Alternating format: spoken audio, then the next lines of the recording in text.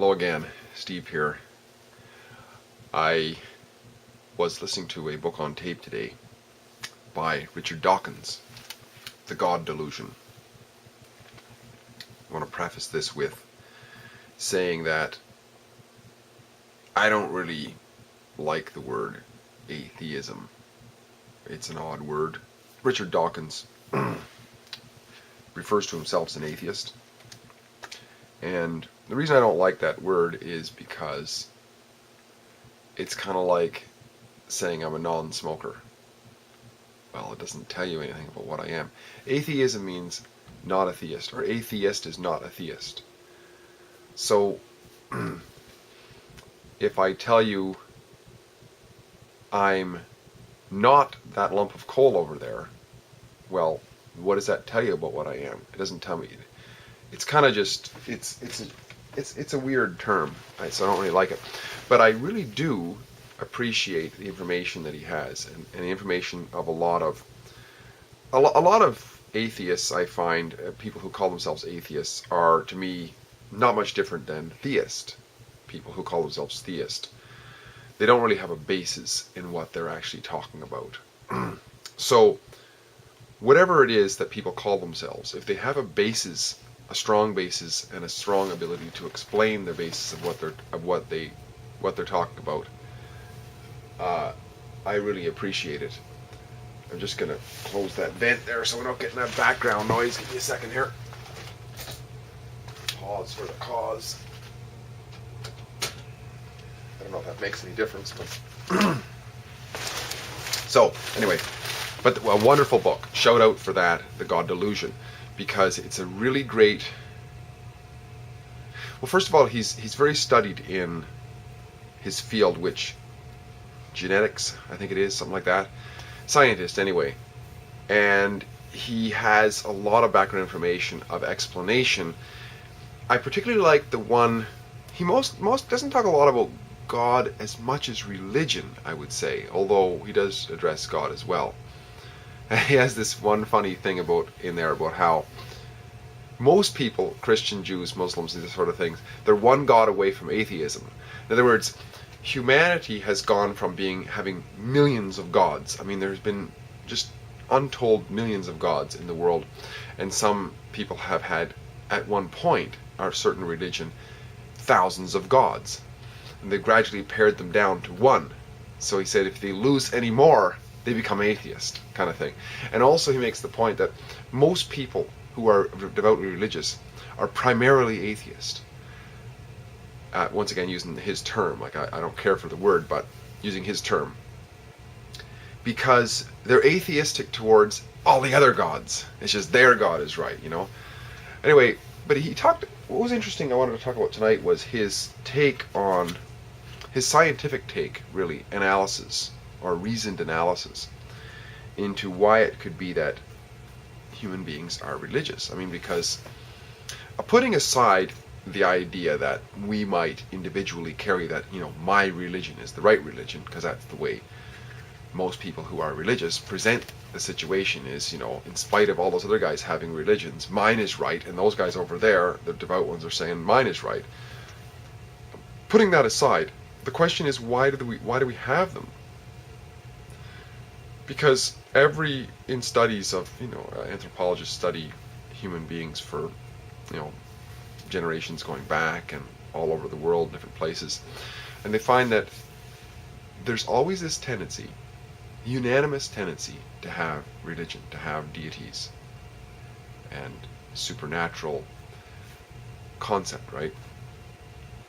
Now, I'm not going, and they're bizarre to the next guy. He talked about how he's at this convention, and there was a story told about how a certain tribe in Cameroon, I think, had this religion, and part of their religion, they had these sort of devil characters, sort of witches, they called them. And the story was they flew around and they would shoot poison darts at people who were their victims, and they lived off the lifeblood, of the life energy or whatever of their victims. and they would corrupt their victims and so on.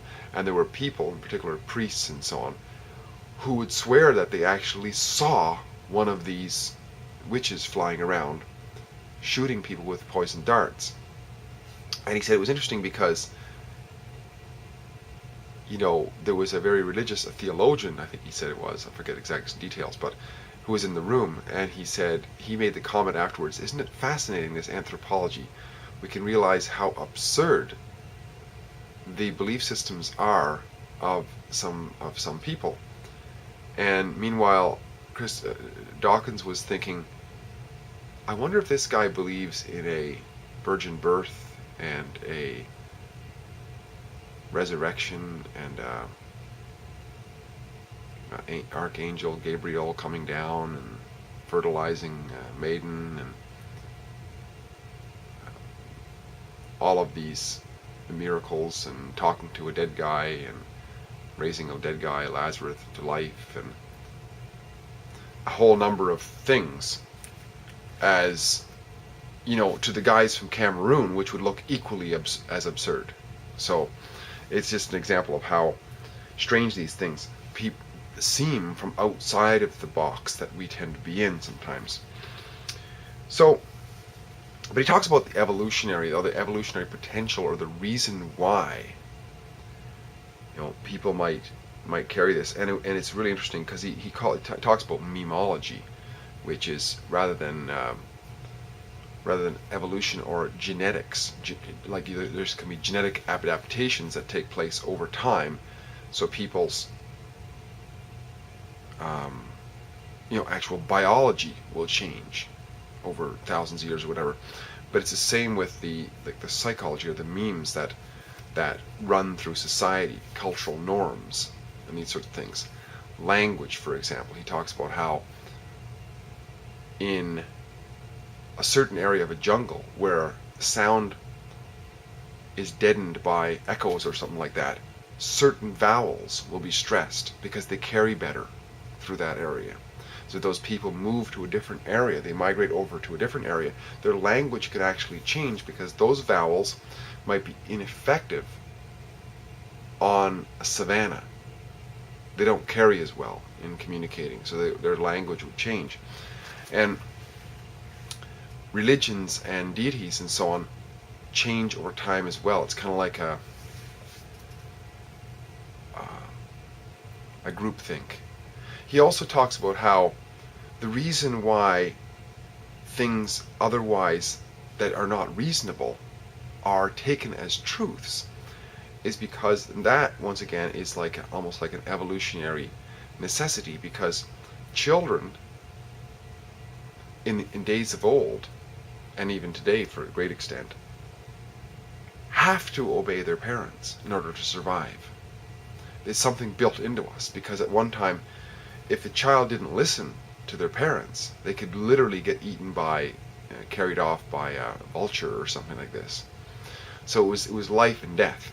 So therefore, the consciousness of that young child doesn't discern what is truthful and what is made up, or just somebody's conjured ideas of deities and so on. So therefore, it gets ingrained as a truism and then gets carried on and passed generation to generation. But then it alters slightly because the whole meme changes in the community, in the tribe, and what have you. Very interesting. I think this sort of stuff is really interesting because it can explain the reservations that we have, or give us a potential explanation, anyways, of the reservations we have to change our relationships with authority figures and this sort of thing. I think it's really important for that. And another thing I was listening to is Stefan Molyneux. He was talking about religion too, and he sees also a very beneficial side of religion in terms of a purely functional thing in today's society, because with this whole socialist experiment that's gone on, there doesn't seem to be a concept of right and wrong. That's kind of gone out the window. And with the dispelling of religion, through the whole thing out, through the baby out with the bathwater sort of thing. So there's no more right and wrong. And he makes this, he posits that for societies and groups of people to get along and to be healthy and to be functional, there has to be the recognition of evil. Because if evil is allowed to fester, then we destroy ourselves. But religion has always brought that to the forefront. That there's, now he's not agreeing with the way they do it necessarily. He doesn't agree that there are actual devils flying around, this sort of thing. But the concept that there's evil in the world, he feels is an important one, because it helps people to be aware of that potential. So I think it's an interesting thing. I don't have anything to really add to the discussion here all that much, other than to say that all of these things are important because they help us to learn a little bit about ourselves. I would recommend, for anybody who's really interested in looking at the sources, or the potential sources, not necessarily the sources, but some thought out consideration as to why it is that we behave the way we behave in concepts of authority that we don't have any empirical evidence for, like gods and religion and this sort of thing. I would recommend listening to or having a look at the book The God Delusion by Richard Dawkins. He has this really interesting story about how cults, and any kind of religion is a cult in a way. It's just that it's because there's so many people who are in it, they no longer call it a cult. There's an old saying that if one person believes something that's completely fantastical, they're considered deluded. If a few believe it, it's considered a cult. If like a whole society believes it, it's considered a religion. Now, he talks about, and he says there are cases where you can see how these sort of cults and rituals can build up very, very fast. Because there's a saying, apparently, that for technology that is not seen before, it's considered magic or mystical. And this was actually observed in numerous places in the South Pacific, or I think around the Second World War. Certain islands, I forget the one island in particular, where there was the what they call the package cults, or it's like the package cults or something like that, they called them, because there was troops from the United States, Australia, whatever, they were landing on these islands to set up staging grounds, I guess, to fight the Japanese. And some of these islanders had never been visited other than just very, very briefly. But all of a sudden there was all these, ships and airplanes flying in and stuff like that. And to them, they'd never seen them before. So to them, that was completely magical. And so they made up these stories. The priestly classes made up these stories that the gods were doing this, and and the people were all white, and they thought they were sort of like demigods or aliens or something like that. And they would see them setting up towers and speaking on what sounded like gibberish with headphones and so on. They thought they were talking to the gods, because when they would talk, things would arrive. They thought it must be because they're talking to the gods, and the gods are sending them all these things. And it looked like they weren't doing any work either. See, to them, they would have had to go out fishing, they would have had to go cut things out of the trees and so on. These guys didn't do anything. Things just arrived for them. It looked like they were calling through radio sets and so on, and they had desks and they're shuffling paper. Just all looked like rituals to them, talking mumbo jumbo, and things would arrive. So there was this one cult that developed, and even after the war, I believe it kept going. It was called the cult of John Frum. And there was this mythology that was built up. It was this guy, John Frum, after everybody went away, who was going to come back and save them. Like the second coming kind of thing. And it was really interesting because there was this anthropologist went to the island, and he observed that they had built a whole runway in the middle of the island. They had cleared a bunch of trees, these people had. They put up a bamboo a coning tower, or airport tower, and they manned it around the clock or something. They manned it, and they made headphones out of bamboo and weeds and so on with a speaker and what have you. And they built airplanes on the runways as decoys so John Frum could see them when he came back. And the legend was that he was going to come back and he was going to save them, sort of like give them a paradise. They were going to have all the packages that they would ever need. They would want of nothing, because all of this, and all they have to do was just believe in John Frum, and they were gonna be saved. It's very similar to like the Jesus cult in a way. Now, and it was interesting too, because this priest, this high priest, he had set up his own radio contact with John Frum, and he got revelation from him. He basically apparently put a wire around this lady. She had a little antenna on her, and when this priest would want a message, he'd ask her, and she'd go into a sort of like a trance, and she'd start just talking gibberish, and he would interpret it as what John Frum was saying, and he'd interpret it as he wished, I guess, or what he in his form of trance, and they would get a message from John Frum, he'd build a runway and this sort of thing. Really fascinating, because to us it sounds completely nuts, right? But we all do this to an extent, and it's for us to be aware of it. To be aware of it. It's something innate within us.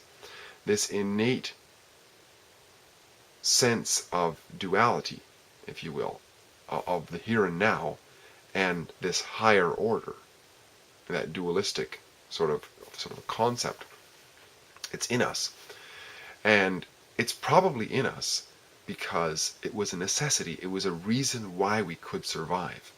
And apparently it's stronger in children, which makes sense in a way, because for a child, the child is somewhat aware of themselves. I mean, they could feel if a bug bit them or something like that, but they're also aware of a higher power, and that higher power, of course, in a very practical sense, is their parents. And they need to give good credence to what that parent, because they're completely dependent on that parent for survival, for their milk, for their food, for their clothing, for their protection, for when a bee bites them, somebody's going to do something to that, or they get cut, or they're hungry. All of these things. So there's a very dual experience. Later on, we become more independent. We can realize that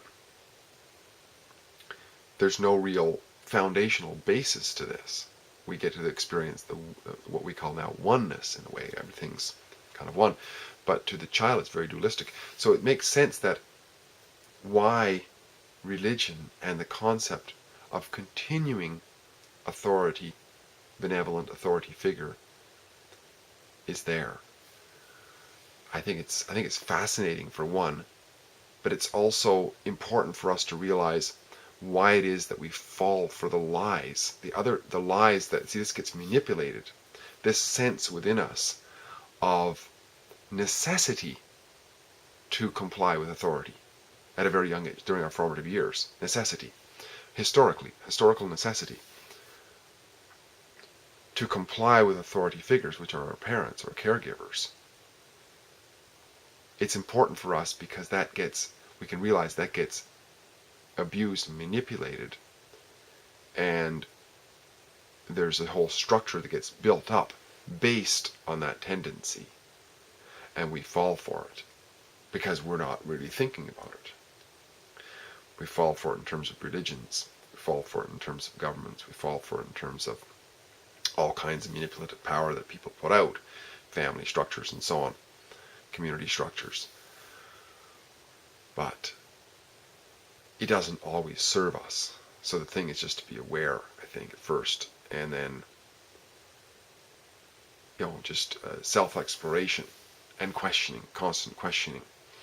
Why is this here? I understand that it was necessary back then. Is it necessary now? That's the good question to ask, I think. And once again, self-knowledge can help us with the fundamental sense of we did the right thing for the here and now. We found out what we could. We acted the best we could. and therefore, I would say, higher quality of life experience. Hope this was helpful. Great chatting again. Steve here. I'll sign off for now. I'll talk to you again later.